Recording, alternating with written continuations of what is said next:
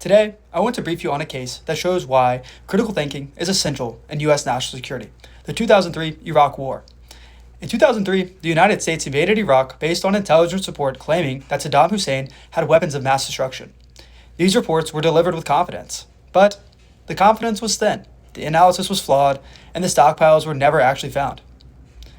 What was presented as fact turned out to be an assumption and misjudgment by them. This was more than a bad call. It was a breakdown of critical thinking inside the intelligence process itself. Analysts and policymakers fell into confirmation bias and groupthink.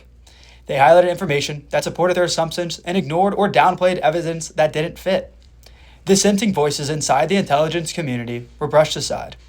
The leaders accepted judgments without pressing hard enough on the gaps or asking what else might be true about the situation.